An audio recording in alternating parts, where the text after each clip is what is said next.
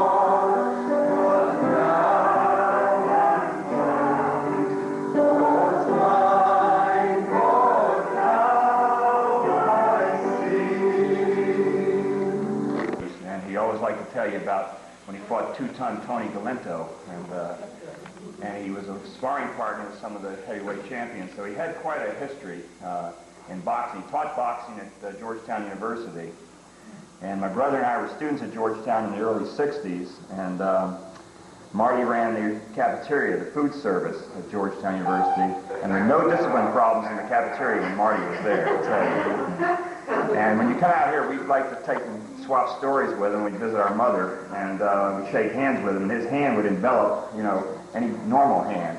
And he had a firm handshake, and he'd look you in the eye when he'd say hello to you.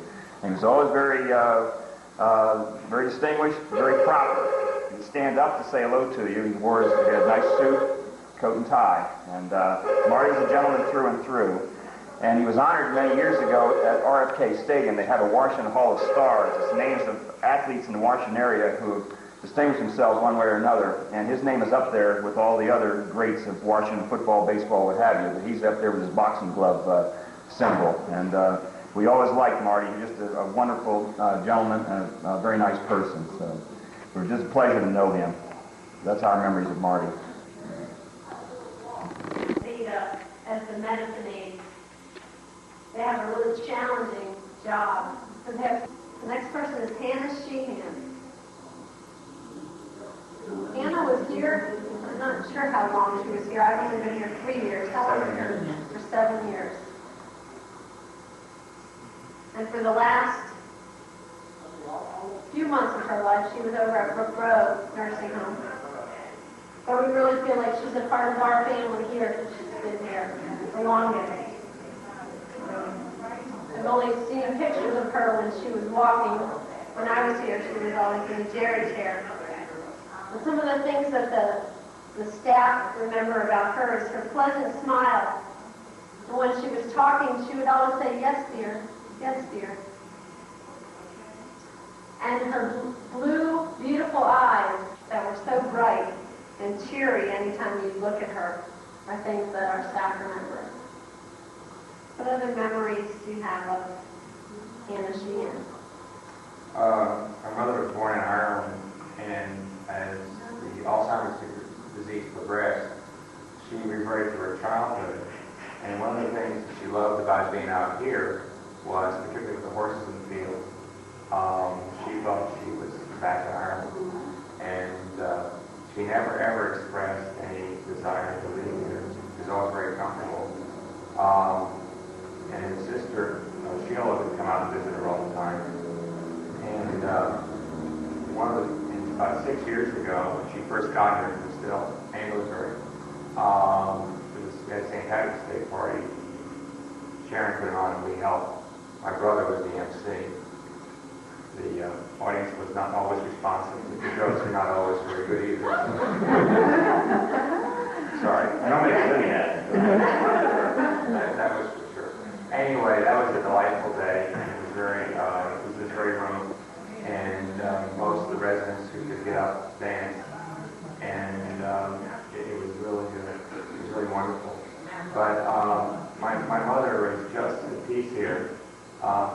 Dr. Howe called me about a year ago and was asking, he was giving a talk, and he wanted to know something about the residents, what they were like earlier, because like my mother's case, she gradually got quieter and quieter, and I told him that she was very outgoing. Whenever there was a party, she would always be leading, dancing, or singing, or whatever it was. And he said he could tell that when she was first here. And like I said, it was less and less evident as the years went on. But I think we were very happy with her being here.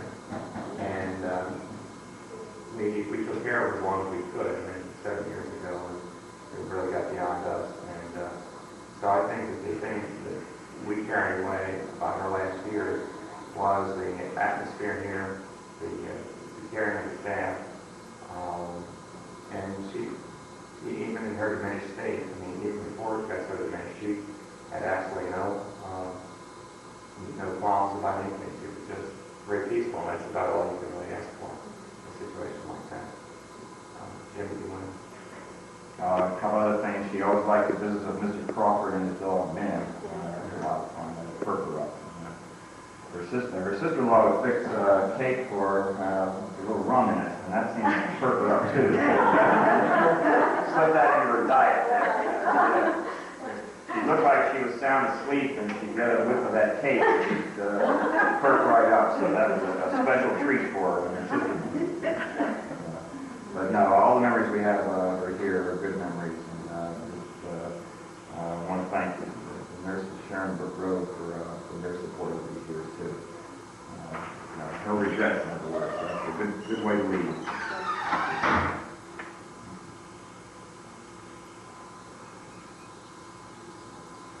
I do remember the cake. I never knew it had rum in it. Why did you guess it? That was one thing that, her diet, to keep her eating, we wanted her to eat as much as possible. I don't think she ever got to a point where she was losing a lot, but there was a point where, too much weight is not good. But when you get that age, it's kind of like, well, let them enjoy it. So I do remember every time visitors would come, they would always bring her a snack, and she'd always eat. It was right before lunch, and it was like, well, it's not what I had. So that was something that she always seemed to enjoy, and then she was awake for lunchtime too. The picture also that was up in her room was her surrounded by children, as I recall. And she seemed like a very loving and tender and kind person anytime that she was involved. Where we had a lot of one-on-one activities when I would just sit with her or whatever. And even even just the way she interacts with the people who are feeding her. Yes, dear. Would you like some juice? Yes, dear. You know, thank you, dear. You know, she would always be grateful. It was a neat memory that we had with Shannon.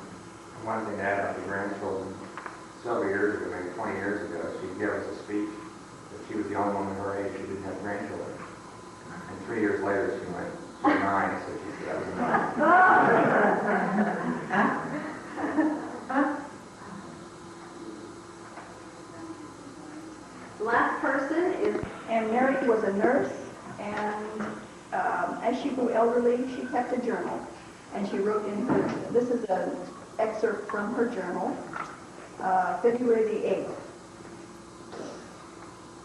And I hope it doesn't get too long for you and that you can all hear me. I had some philosophical thoughts yesterday, one of which was in connection with what you said about not letting yourself be too fond of your house because you're going to have to leave it soon.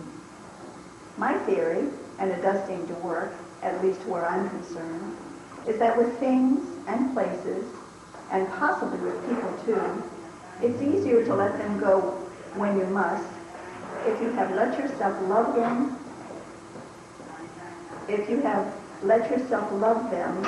than if you have held back.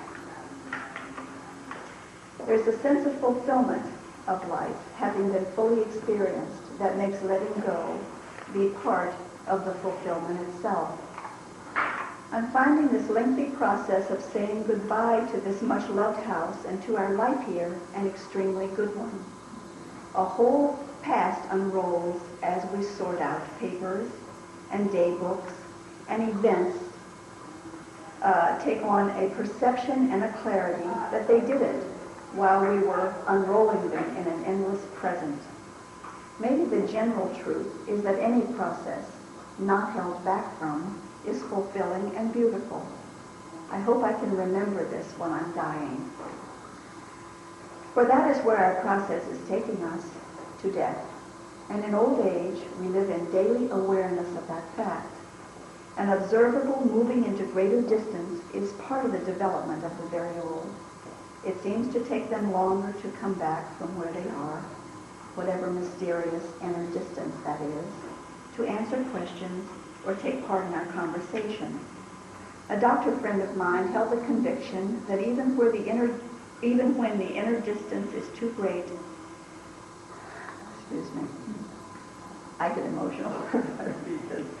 A doctor friend of mine held the conviction that even where the inner distance is so great that the personality appears to be absent, there can be an important soul-working force going on there.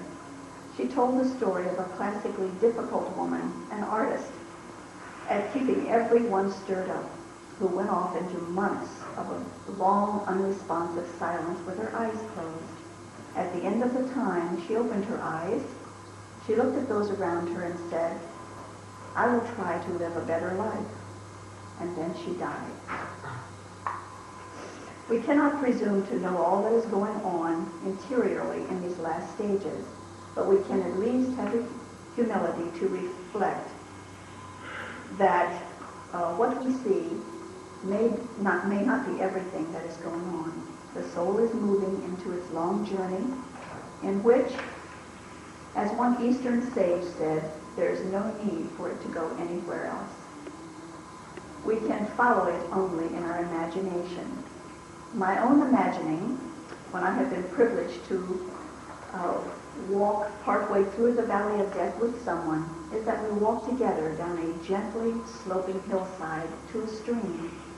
At the stream, they cross, and I pause, watching while they go up the slope to the other side, disappearing into a mist. My doctor friend, who has sat by many a deathbed and gone much further along the journey than I reported, that in nearly every instance as she watched, and as she learned to watch closely, she would see at the moment of death a fleeting expression of incredulous joy crossing the face of the dying one, as if something were happening that exceeded all dreams, all hopes, and all promises.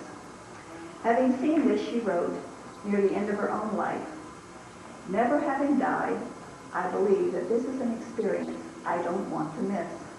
I want to experience dying in its entirety if circumstances permit. We do not know, we cannot know, but meanwhile, we can watch what we do so we can find out who we are before we come to the end of that long day that is our life.